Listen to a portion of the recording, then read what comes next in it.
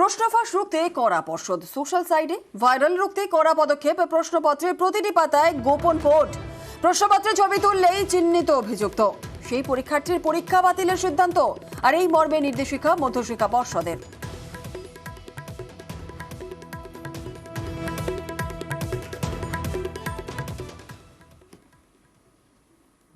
শনিবার নরেন্দ্রপুরে স্কুলে ধুন্ধুমার, শিক্ষকদের বেধড়ক মারধর। 2 মাস আগে এরকমই ঘটনা ঘটে দত্তপুকুরের একটি স্কুলে। সেখানে মারা যান এক শিক্ষাকর্মী। তাঁর স্ত্রী আজও বিচারের অপেক্ষায়।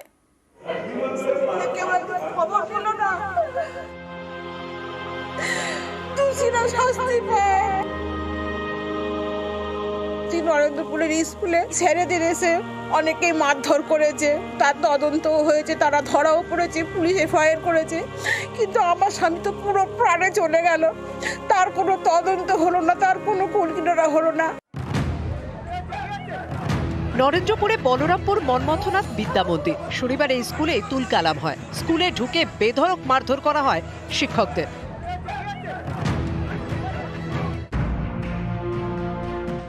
মাস দুয়েক আগে ঠিক এইরকমই ঘটেছিল উত্তর 24 পরগনার দত্তপুকুরে। গত বছরের 29শে নভেম্বর দত্তপুকুরের ছোট জাগুলিয়া হাই স্কুল। স্কুলে তখন পরীক্ষা চলছিল। মোবাইল ফোন নিয়ে পরীক্ষা দিতে ঢোকে কয়েকজন পড়ুয়া। তাদের থেকে মোবাইল ফোন নিয়ে নেন শিক্ষক। জমা রাখা হয় স্কুলেরই শিক্ষাকর্মী শিবু শির কাছে। পরীক্ষা শেষে বেশ কয়েকজন পড়ুয়া শিক্ষাকর্মীর উপর চড়াও হয়। লাঠি বাস দিয়ে মারধর করা হয় বলে অভিযোগ। পালাতে গিয়ে পড়ে যান শিক্ষাকর্মী শিবু। হাসপাতালে নিয়ে গেলে মৃত বলে জানানো হয়। মৃত শিক্ষাকর্মীর স্ত্রী নরেন্দ্রপুরের ঘটনা টিভিতে দেখেছেন, তার সঙ্গে মিলিয়ে দেখছেন 2 মাস আগের দত্তপুকুরের ঘটনা।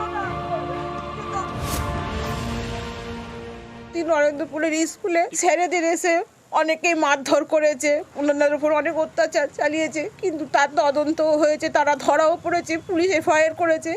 কিন্তু আমার স্বামী তো পুরো প্রাণে চলে গেল, তার কোনো তদন্ত হলো না, তার কোনো কুলকিনারা হলো না। চাকরির কাজটা আমাকে দেবে, সে কাজটাও দিল না। এটা যদি তদন্ত হতো বা ওরা যদি অ্যারেস্ট হতো, শাস্তি পেত, আমি মনে প্রাণে শান্তি পেতাম।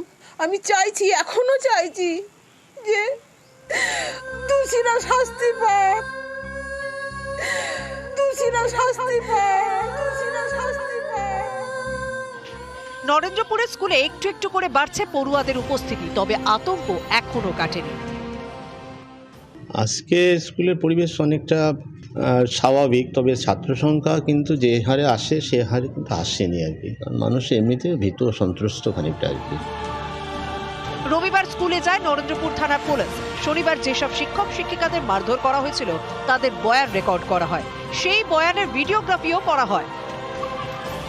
দত্তপুকুর এবং নরেন্দ্রপুর থেকে জিয়াউল আলম এবং অর্পণ মণ্ডলের রিপোর্ট, নিউজ 18 বাংলা।